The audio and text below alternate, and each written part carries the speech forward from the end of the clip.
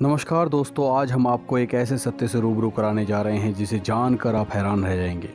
दोस्तों, हमने बचपन से यही जाना कि हम सभी की जन्म और मृत्यु होती है, और ऐसा केवल हमारे साथ ही नहीं, समय समय पर अवतार लेने वाले देवी देवताओं की भी जन्म मृत्यु होती है। जैसा कि हमने रामायण में देखा, श्री रामचंद्र जी का जन्म माता कौशल्या जी के गर्भ से हुआ और अंत में सरयू नदी में जल समाधि ले ली। इसी तरह श्री कृष्ण जी का जन्म देवकी जी से हुआ और मृत्यु बाल्या नामक शिकारी के तीर मारने से हुई। बस इसी को आधार मानकर आज तक हमने यही जाना कि भगवान भी जन्मते और मरते हैं, तो हम किस खेत की मूली हैं, ये तो प्रकृति का विधान है। लेकिन हमने यह जानने की कोशिश कभी नहीं कि जो स्वयं जन्म मृत्यु के चक्कर में है वो परमेश्वर कैसे हो सकता है। जी हाँ, परमेश्वर तो अजन्मा है, अविनाशी होना चाहिए। वह स्वयं सृष्टि के कर्ता हैं, रचयिता हैं, तो उनका जन्मदाता कोई और कैसे हो सकता है।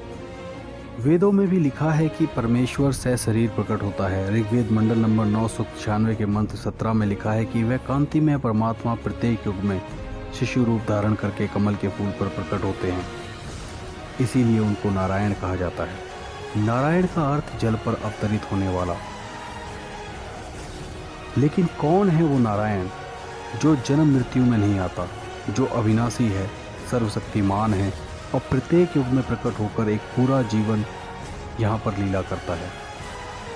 दोस्तों, अब और ज़्यादा सोचने की ज़रूरत नहीं है। बस आप इस वीडियो को एंड तक देखते जाइए और आपको अपने आप पता चल जाएगा कि वह परमात्मा कौन है, कैसे प्रकट होते हैं और किस तरह यहाँ लीला करके सशरीर चले जाते हैं। इसके अलावा हम आपको यह भी बताएंगे कि चारों युगों में शिशु रूप में परमात्मा किसको मिले। लेकिन सबसे पहले हम आपको बता दें कि वह परमात्मा कोई और नहीं, कबीर साहिब जी हैं, जो कभी गर्भावास में नहीं आते।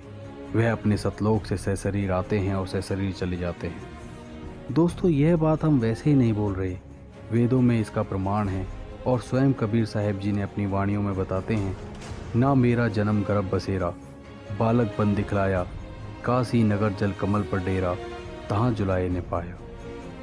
फिर आगे बताते हैं, मात पिता मेरे कुछ नाही, ना मेरे घर दासी, जुल्हे का सुत आन कहाया, जगत करे मेरी हंसी।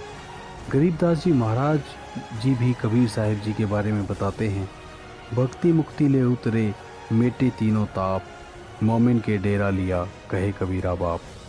दोस्तों, अब सवाल उठता है कि कबीर जी तो कलयुग में 600 वर्ष पहले आए थे, तो उनके परमात्मा होने के क्या प्रमाण हैं, उनको कैसे परमात्मा कह सकते हैं।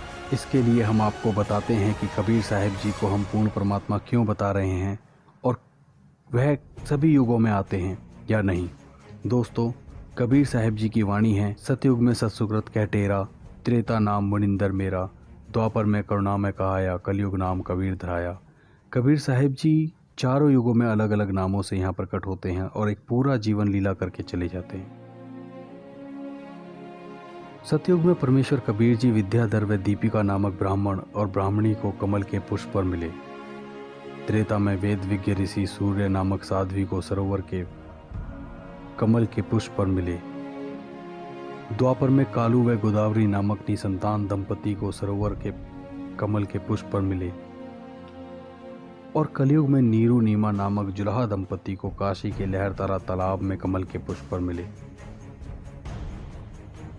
दोस्तों, स्वयं प्रकट होने वाले कबीर परमेश्वर के बारे में यजुर्वेद अध्याय 40 के मंत्र 8 में लिखा है कि शुक्रम अकायम असना वीरम, कि वह परमात्मा बगैर नाड़ी तंत्र के है, अर्थात उनका शरीर 5 तत्वों का नहीं है।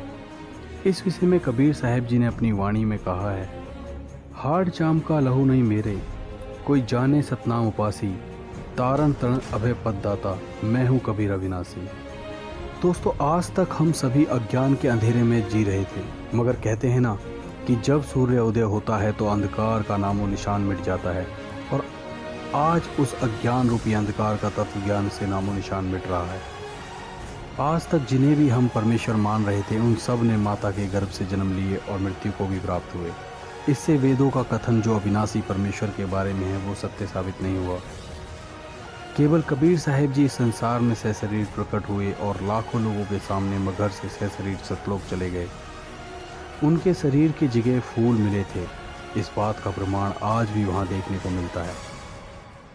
दोस्तों, अब इतना तो पता चल ही गया कि कबीर साहिब ही पूर्ण परमात्मा हैं, सर्वशक्तिमान हैं, सबके जनक हैं, जो स्वयं कभी माँ के गर्भ से जन्म नहीं लेते। वो सशरीर आते हैं, सशरीर चले जाते हैं।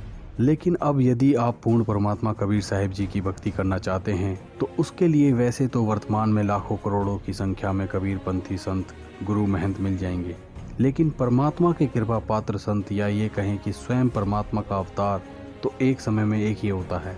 और वर्तमान समय में संत रामपाल जी ही एकमात्र ऐसे संत हैं जो कबीर साहिब जी की सतभक्ति विधिवत बताते हैं। इसलिए देरी ना करें, शीघ्र अतिशीघ्र संत रामपाल जी महाराज से नाम दीक्षा लेकर अपना कल्याण कराएं। समझा है तो सिर धर पाऊं, बहु नहीं रहे ऐसा दाव। सत साहिब।